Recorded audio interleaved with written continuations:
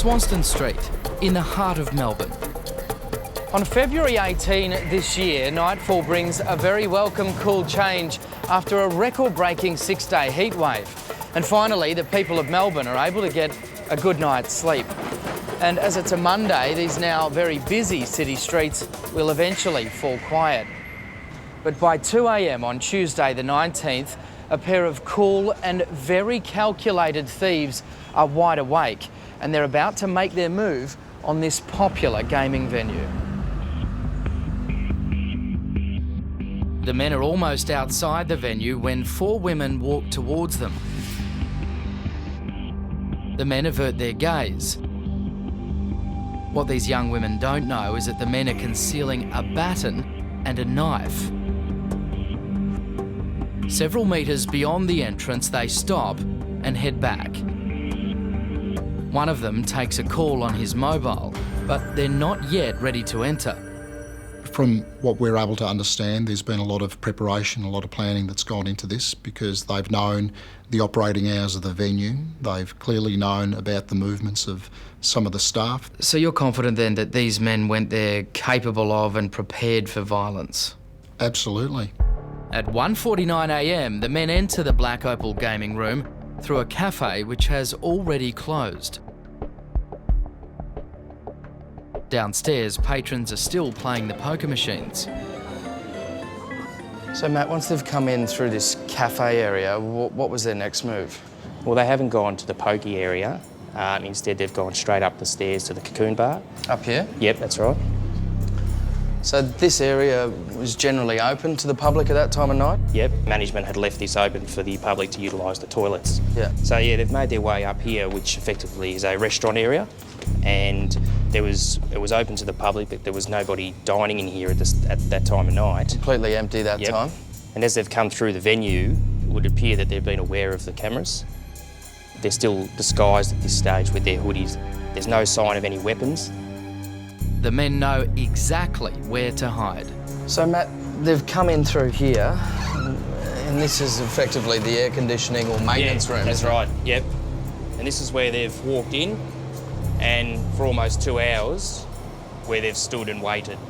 It's now nearly 4 a.m. For 115 minutes, the men have waited patiently. The Black Opal is long closed. The patrons have all left. The doors are locked. The takings are being counted by Alec, an employee in the strong room. This is the first time police have released this video. When we're closing, then I just took the money to the safe room. Then when I done the halfway, then I hear someone knocking the door.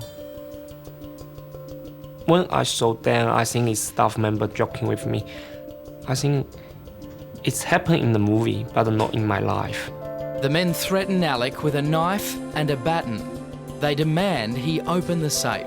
They say if I'm not open the safe, they kill me. I just say, you can take anything, what do you want? I lost the energy, I just sit down on the floor. I don't know how to explain. It's very, very scared. Just, I worry my life lost. And who can look after my mother if I'm gone? Alec can't open the safe, but gives them the cash he's counting, a huge sum of money. But the terror isn't over yet.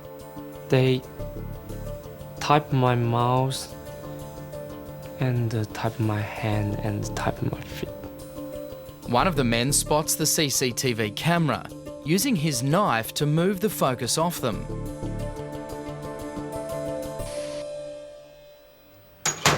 Leaving Alec helpless, tied up and terrified, the thieves leave the strong room and use a fire exit to make their escape.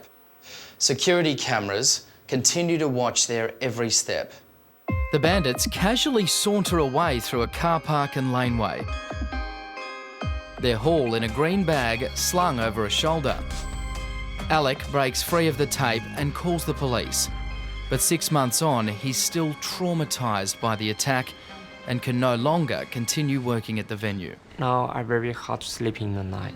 I also need medicine help, but still very hard to sleeping. And in my dream, always someone robbed me, someone tried to kill me. Just how important to you is it, Alec, that these people be taken off the streets? I'm very angry. I want the police can catch them quickly. Perhaps you saw these men in the early hours of February the 19th. Or are you one of the women who walked past? Do you know these men, described as Indian in appearance and aged in their 20s? There are people that are dealing with these offenders on a daily basis who would have seen, unexplained wealth that they've come into possession of, or who may recognise the clothing, or may have some information about it, and what we're appealing to them is to come forward and speak to Crime Stoppers or make direct contact with the police.